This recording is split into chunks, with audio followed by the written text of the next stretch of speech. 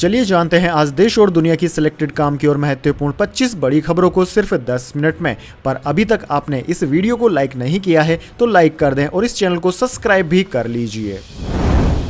ऑस्ट्रेलियाई पुलिस को शक, आतंकी बाप और बेटे पाकिस्तानी मूल के हैं। अब तक 16 की मौत। कल बीच पर त्योहार मना रहे यहूदियों पर फायरिंग की थी।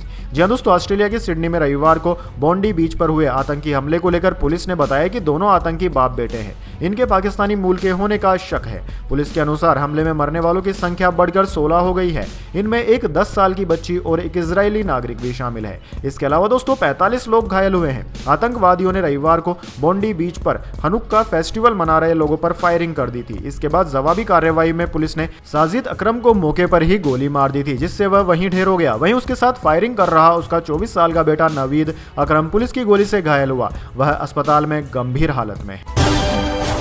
प्रधानमंत्री नरेंद्र मोदी 7 साल बाद जॉर्डन पहुंचे। एयरपोर्ट पर प्रधानमंत्री जाफर ने स्वागत किया। किंग अब्दुल्ला से द्विपक्षीय बातचीत करेंगे।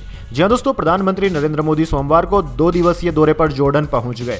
जॉर्डन के प्रधानमंत्री जाफर हसन ने एयरपोर्ट पर उनका स्वागत किया। मोदी का यह दौरा किंग अब्दुल्ला के निमंत्रण पर हो रहा है। दरअसल दोस्तों प्रधानमंत्री मोदी उनसे द्विपक्षीय बातचीत भी करेंगे। यह यात्रा भारत और जॉर्डन के राजनयिक संबंधों के 75 साल पूरे होने पर हो रही है। वे 7 साल बाद जॉर्डन पहुंचे हैं। इससे पहले वे 2018 में एक ट्रांजिट विजिट के दौरान जॉर्डन में रुके थे।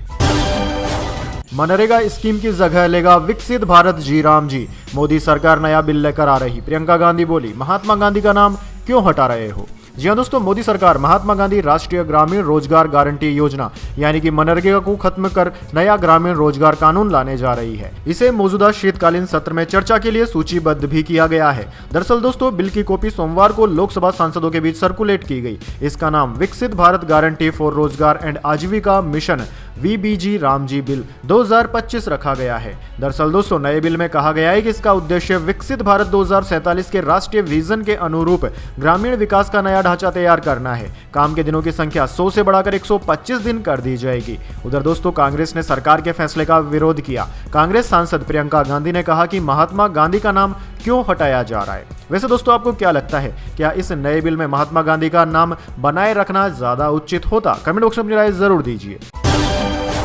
सोना 1.33 लाख के ऑल टाइम हाई पर। इस साल 57,000 महंगा हो चुका है। चांदी आज 1,763 रुपए गिरकर 1.93 लाख रुपए प्रति किलोग्राम पर। जी हां दोस्तों, सोने के दाम आज अपने ऑल टाइम हाई पर पहुंच गए। Indian Boolean and jewellers association यानी कि IBJA के अनुसार सुबह सोना 1,33,442 रुपए प्रति 10 ग्राम पर ओपन हुआ। हालांकि इसके बाद इसके दाम में थोड़ी गिरावट आई और ये 539 रुपए बढ़कर 1,33,249 रुपए पर बंद हुआ। इससे पहले इसके दाम 1,32,710 रुपए थे। वहीं दूसरी ओर दोस्तों चांदी की कीमतों की बात करें तो आज चांदी के दाम में गिरावट रही है। 1,763 रुपए चांदी गिरकर 1,93,417 रुपए प्रति किलोग्राम पर आ गई है। वहीं दोस्तों कैरेट के हिसाब से सोने की कीमतों की बात करें तो 14 कैरेट सोने की कीमत 77,951 रुपए, 18 कैरेट की कीमत 99,937 रुपए, 22 कैरेट सोना 1,22,056 रुपए और 24 कैरेट सोने की कीमत 1,33,249 रुपए प्रति 10 ग्राम है। मध्य प्रदेश राजस्थान समेत 13 राज्यों में घना कोहरा। यूपी हरियाणा में जीरो विजिबिलिटी के चलते 20 हादसे हुए। 80 गाड़ियों की टक्कर में 12 लोगों की मौत। जी हां दोस्तों, मध्य प्रदेश उत्तर प्रदेश समेत देश के 13 राज्यों में सोमवार सुबह घना कोहरा देखने को मिला। यूपी हरियाणा बिहार और दिल्ली में सोमवार सुबह कोहरे के कारण विजिबिलिटी 0 दर्ज की गई थी। सुबह 8:30 बजे तक सड़कों पर 10 मीटर दूर भी कुछ साफ नहीं दिख रहा था। उत्तर प्रदेश के हापुड़ के अनवरपुर के पास करीब 6 वाहन आपस में टकरा गए। इनमें कई लोग घायल हुए। यूपी के अलग अलग जिलों में रविवार को कोहरे के चलते 6 सड़क हादसों में 22 गाड़ियां टकरा गई। इनमें 7 लोगों की मौत हो गई है। वहीं दोस्तों हरियाणा के 7 जिलों में 14 जगह सड़क हादसे हुए, जिनमें 58 गाड़ियां आपस में टकरा गई। उधर दोस्तों जम्मू कश्मीर के पहाड़ी इलाकों में रात बर्फबारी के कारण तापमान में गिरावट दर्ज की गई है। पुलवामा में सबसे कम तापमान -2.7 डिग्री रहा। श्रीनगर में रात का तापमान 2 डिग्री रहा है। अमित शाह और जेपी नड्डा ने हाथ पकड़कर नितिन नबीन को कुर्सी पर बैठाया। बीजेपी मुख्यालय में नए कार्यकारी अध्यक्ष पर फूल बरसाए गए। जय श्री राम के नारे भी लगे।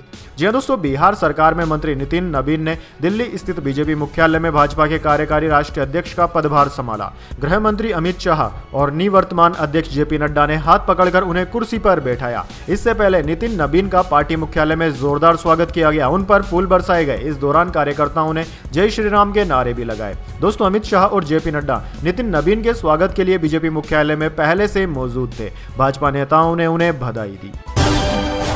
मोदी तेरी कबर खुदेगी नारे को लेकर संसद में हुआ हंगामा। जेपी नड्डा बोले राहुल सोनिया माफी मांगे। प्रियंका गांधी बोली रैली में किसने कहा हमें नहीं मालूम।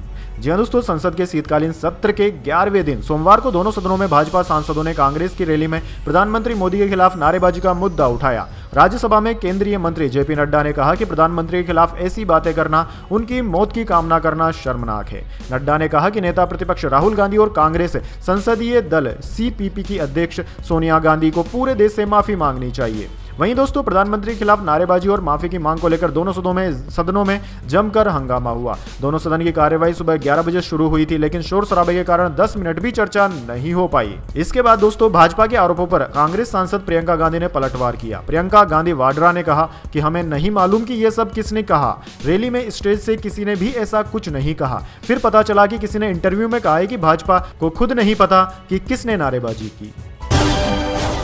मनरेगा की जगह नए कानून पर भड़क उठी प्रियंका गांधी। कहा महात्मा गांधी का नाम क्यों हटाया जा रहा है।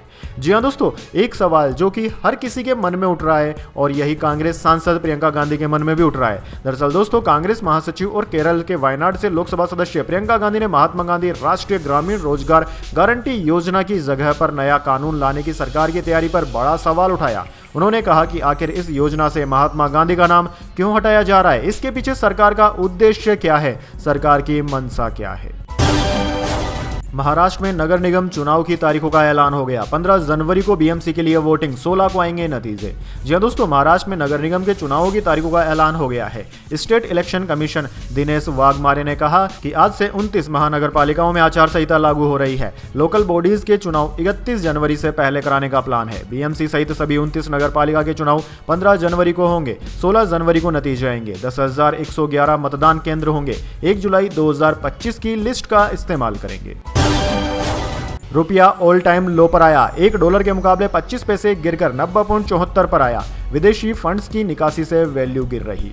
जी हां दोस्तों, रुपया आज अपने डॉलर के मुकाबले ऑल टाइम निचले स्तर पर आ गया है। आज $1 के मुकाबले रुपए की कीमत 90 रुपए 74 पैसे आ गई है। पीटीआई के अनुसार ये आज 25 पैसे कमजोर होकर बंद हुआ। अमेरिका ट्रेड डील को लेकर अनिश्चितता और लगातार विदेशी फंड्स की निकासी ने रुपए पर दबाव बनाया है। रुपया 2025 में अब तक करीब 6% कमजोर हो चुका है। 1 जनवरी को रुपया डॉलर के मुकाबले 85.72 के स्तर पर था, जो कि अब 90.74 के लेवल पर पहुंच गया है। वैसे दोस्तों, आपकी जानकारी के लिए बता दें, जिस वक्त भारत आजाद हुआ था यानी कि सन 1947 में $1 की कीमत 4 रुपए के बराबर थी, लेकिन धीरे धीरे साल दर साल इसकी कीमत घटती गई और आज $1 भारतीय रुपए में 90 रुपए से भी ऊपर जा पहुंचा है।